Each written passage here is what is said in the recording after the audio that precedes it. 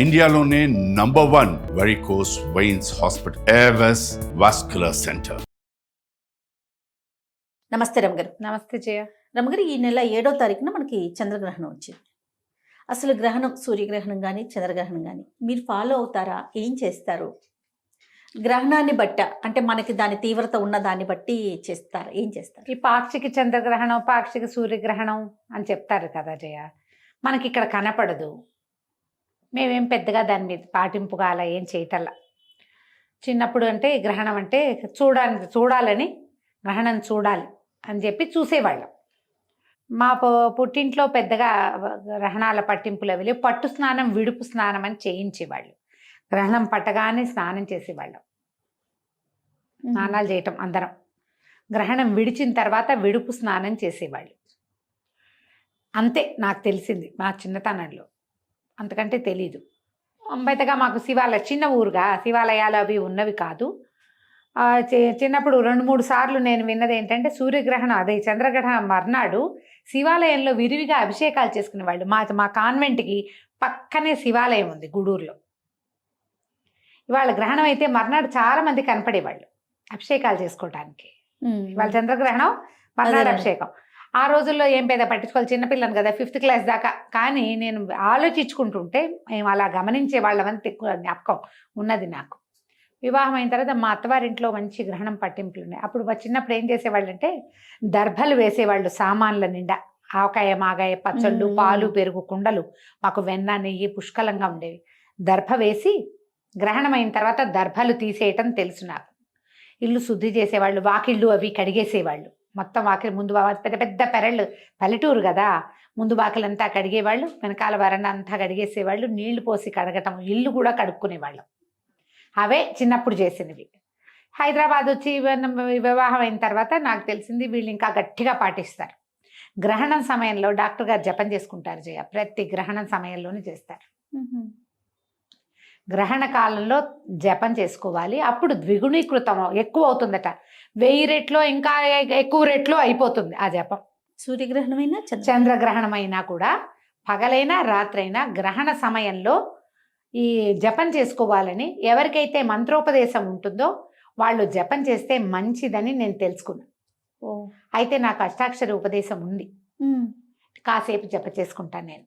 Okay. అప్పటి నుంచి నేను తెలుసుకున్నాను అనమాట. అంతకుముందు మామూలుగా మనకేంటి, ఈ గ్రహణం రాగానే దర్భలు తీసుకెళ్ళి మేడ మీద వేసేయటము, తర్వాత ఈ పచ్చళ్ళ సీసాలలో వాటిలలో వేసుకోవటము, తర్వాత ఇల్లు ఒకసారి తడిబట్టి పెట్టి తుడిచేసుకోవటం. ఇవి ఇల్లు కడుక్కునే ఇల్లు కావు. అపార్ట్మెంట్లలో ఇల్లు కడగటాలు అవి కష్టమే.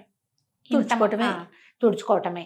పట్టు స్నానం, విడుపు స్నానం అప్పుడు ఉంది, ఇప్పుడు కూడా ఉంది. గ్రహణం పట్టగానే చిన్నపిల్లలైతే ఈ పట్టు స్నానం చేయలేకపోయినా, కడుపుతో ఉన్నవాళ్ళు, వృద్ధులు, ఆడవాళ్ళు రాత్రిపూట స్నానాలు అవి కొంచెం కష్టం అవుతాయి. తల అరదు, ఒళ్ళ బాధలు పడతారు కదా. అందుకని విడుపు స్నానం ఒకటే అయినా చేసుకునేవాళ్ళం. మేము ఇప్పటికీ కూడా అదే విధానం పాటిస్తాము. గ్రహణం పట్టగానే ఇది ఇప్పుడు పాక్షికాలు ఎక్కడో కనపడతాయి, మనకి కనపడని వాటి ప్రభావం మన గ్రహాల మీద ఉంటుందని పెద్దవాళ్ళు చాలామంది ఇప్పుడు చెప్తారు. ఇది వరకు వినలేదమ్మా.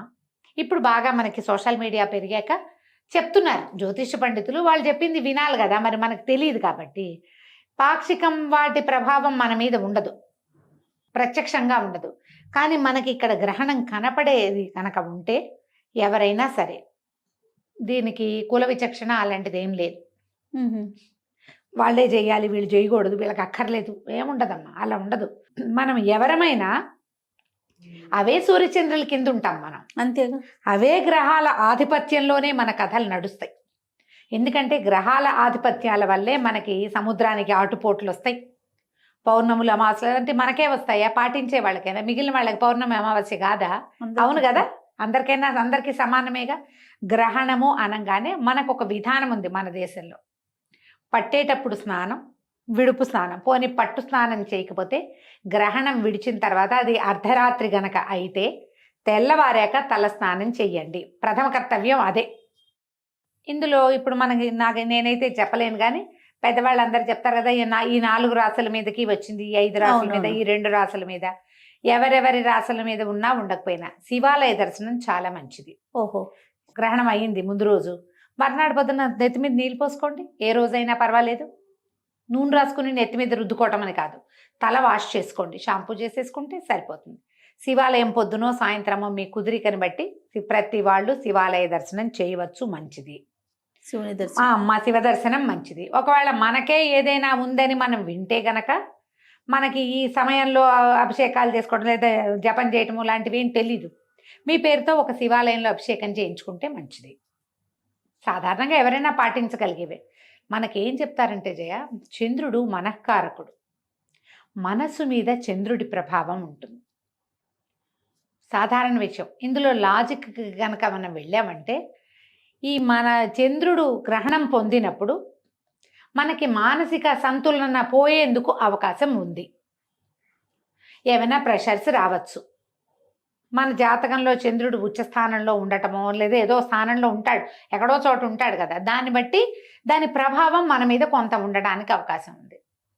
ఈ చంద్రుడి సమస్య అనగానే చంద్రుడికి రంగు తెలుపు, తెల్లటి వస్తువులు ఎవరికైనా ఇవ్వటం.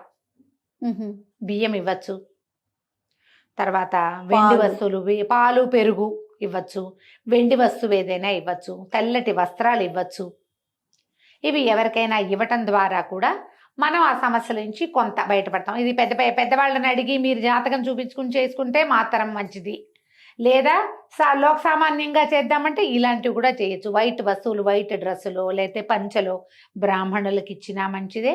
ర్యాండమ్గా ఎవరికైనా పడేటట్టుగా పాతవి కాదు, కొత్తవి కొని గనక ఇస్తే మీకు దాని ప్రభావం కొంత తక్కువగా ఉండేందుకు అవకాశం ఉంది. స్నానం చేయటం, మీకు ఏదైనా చిన్న ఉపదేశం ఉన్నా లేదా మీరు దైవభక్తి పరులు రోజువారీ ఏదో కృష్ణారామ అనుకునే అలవాటు ఉంటే గనక మనం ఆ సమయంలో కూర్చుని ఏదైనా చదువుకోవచ్చు.